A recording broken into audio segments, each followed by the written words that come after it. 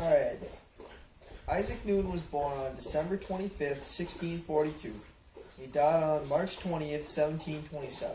He's 84 years old. He's known for calculus, the laws of motion, optics, improving the telescope, and writing his book, Principia. Isaac was born in Winsthorpe, England. He attended Trinity College, where he lectured for a number of years. He then attended Cambridge University. He left for a couple years because of the plague, but then he returned later. He started working at Cambridge teaching. At Cambridge, he also started designing and reinventing stuff like that. So the first thing he started working on was optics. And he realized that white color wasn't pure. It was actually a mixture of colors of the rainbow. Once he recognized that, he started working on lenses. And because he started working on lenses, he then started redesigning the telescope. And he was actually recognized by the King of England and inducted into the Royal Society for redesigning the telescope. His telescope was much better than Galileo's. It was clearer and it didn't distort color. One of Newton's greatest achievements was the creation of the three laws of motion. His first law is the law of inertia, and inertia is a tendency to resist changes. The law states that an object at rest tends to stay at rest, while an object in motion tends to stay in motion unless acted on by an outside force. What this means is that if an object is moving in a particular way, it will want to continue that movement. Think about it this way. While you're driving in your car, you see a deer in the road, so you hit the brakes.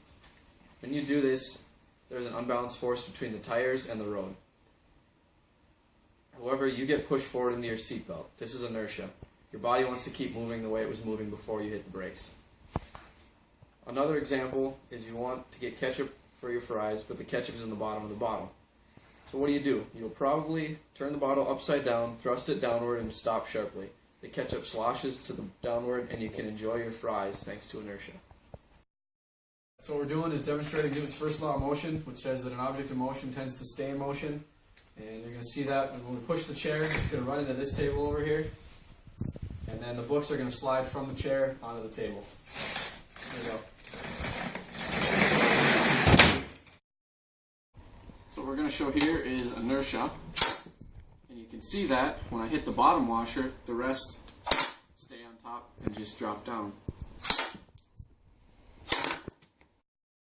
So for this one, I'm going to raise this up and I'm going to slam it down. The apple's going to go down the knife because of inertia. I'm not splitting atoms, I'm splitting apples. In this experiment, the bottle wants to stay on the table even when I pull the tablecloth from under it. There we go.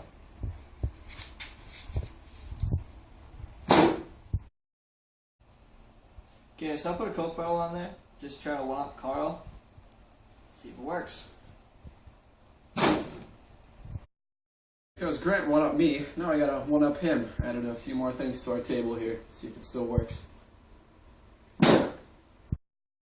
So I go big, go home.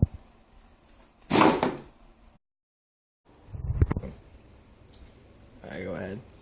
So all the experiments that we did today, most of them show that an object at rest tends to stay at rest, like we do with the tablecloth pole, and with the ones with the washers stacked on top of each other. And the one experiment with the apple and the knife shows that an object in motion, which is the apple, wants to stay in motion, even when you drop the knife to a stop. Something. Brought to you by Carl Whittier. Brought to you by Kaiser the dog. Brought to you by Grant Morin.